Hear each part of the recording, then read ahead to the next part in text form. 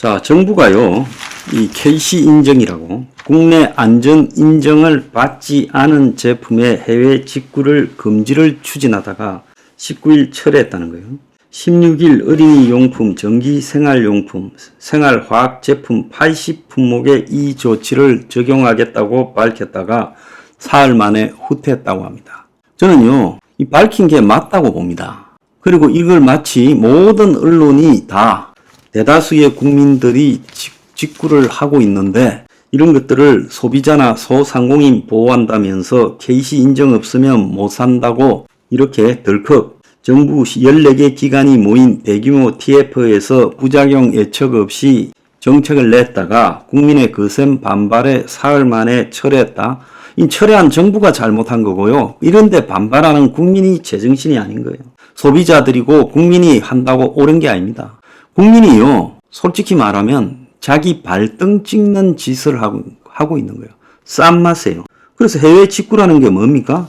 알리, 테무, 쉬인이나 아마존 이런 것들을 통해 가지고 상품을 직접 구입해서 정식 수입을 해오는 상품과는 달리 한 번에 $150 미만이면 이 관세, 부가세가 면제되어 국내에 유통되고 있는 이 한국에서 파는 수입 상품보다 월등히 싸지요. 그래서 KC 인정도 받을 필요도 없지요. 그러니까 지금 저가품 같은 경우에 이 직구를 엄청 합니다. 그리고 그걸 아주 하기 쉽게 지금 중국에 지금 알리 같은 게 지금 TV 선전까지도 하잖아요. 마동석이 동원해가지고요. 탕웨이도 거기 선전하고 있고요. 한중에 가장 인기 있는 배우를 동원해가 TV에 선전을 엄청 때리고 있습니다. 그리고 테무 광고도요, 지금 한국의 인터넷에 도배를 하고 있어요. 지금 그래서 이런 것들 때문에 유해 애들 장난감부터 온갖 유해 식품이 밀려 들어오고 있는데, 그런데 이 정부가 규제를 하려다가 철회한 거를 정책 실표의 대표적 교과서에 들어갈 만하다라고 이 교수라는 사람들이 떠들고 정치인들이 전부 여기에 한마디씩 하고 있는 거예요. 안정성 조사 결과에서 유해성이 확인된 제품만 반입을 제한해 나갈 계획이다. 80개 품목에 대해서 사전적으로 해외 직구를 차단 금지하는 것은 사실이 아니다라고 했어요. 그런데 사흘 전에는 KC 미인정 80개 품목에 해외 직구 금지를 발표했고요. 6월달 중에 실시하겠다고 했다가 이렇게 슬그머니 밀려났어요.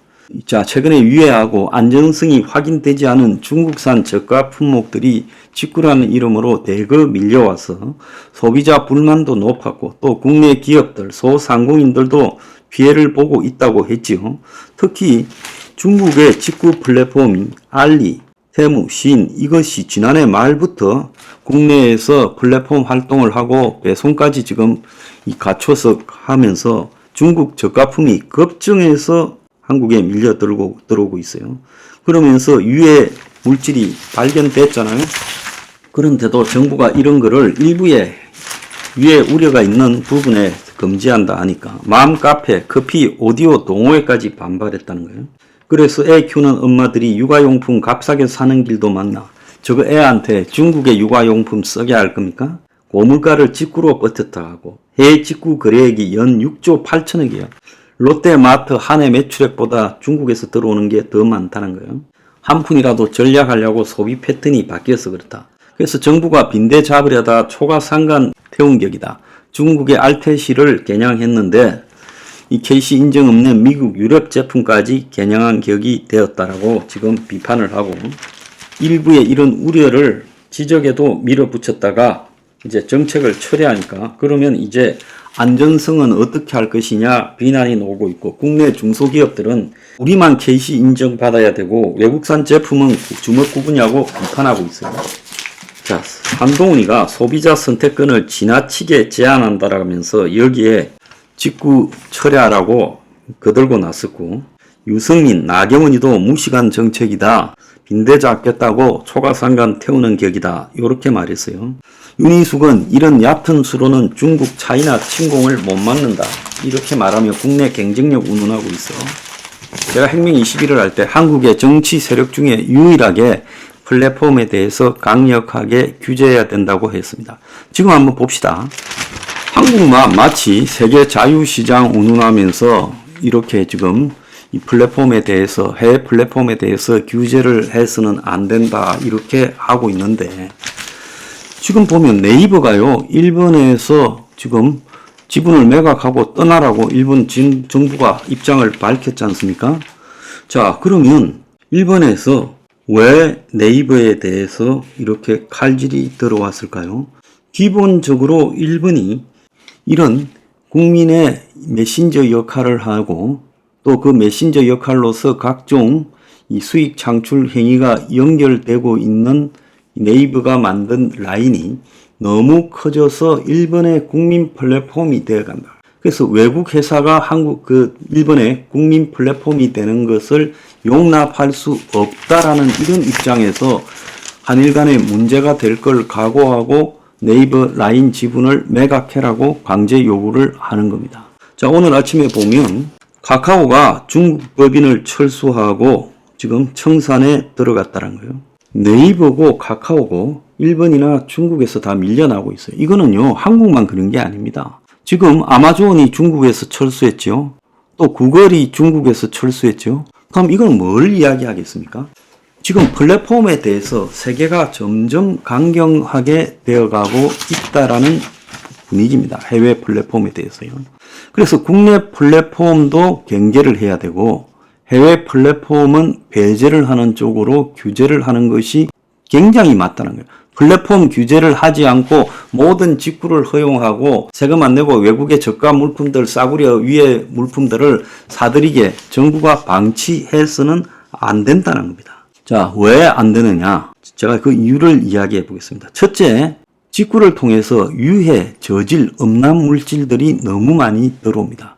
이제 유해성이 문제가 됐지만 좀 있으면 음란, 나중에는 마약성 물질까지도 들어올 거예요. 직구로요. 그걸 어떻게 다 걸러낼 겁니까? 자, 그리고요, 이 오프라인 유통망을 완전히 파괴하고 있습니다. 해외 플랫폼이라는 것들이요. 그 다음 세 번째로요, 이 자영업과 중소기업, 영세 소상공업자들이 다 망해가고 있어요. 자, 그러면 어떻게 되겠습니까? 해외에서 구매하게 되면 결국 한국의 부가 해외로 유출되면서 그 다음에 어떻게 되겠습니까? 한국 사람들이 한국 물품에 대한 수요가 감소되겠죠. 그러면 한국 물품에 대한 소비를 하지 않고 해외 직구로 물건을 계속 사도록 그냥 정부가 아무것도 안 하고 맘카페들이 항의한다고 놔놓고 있으면 지금 6조가 넘어가는데 이게 이제 6조가 아니라 앞으로 60조가 될 거예요. 그러면 그만큼 한국의 경제 영역은 축소되고 수요가 감소하고 수요가 감소하니까 투자도 안 하게 되고 그리고 성장률이 떨어지는 상황으로 가게 될 거라는 겁니다. 애초에 제가 한국의 이 요기요 같은 그런 플랫폼도 그리고 뭐 카카오, 택시 이런 것들을 규제를 해야 된다라고 주장했던 이유는요.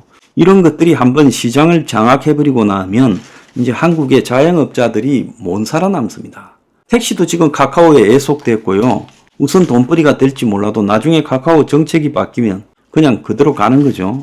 자, 지금 배달 시장에서 완전히 그냥 이 배달 앱들 때문에 식당 주인들이 다 죽을 판이 되어버렸지 않습니까? 팔아서 배달앱 좋은 일 시키고 있잖아요. 그래서 이 플랫폼이라는 것을 규제를 갖다가 생각을 당연히 해야 되는 거예요.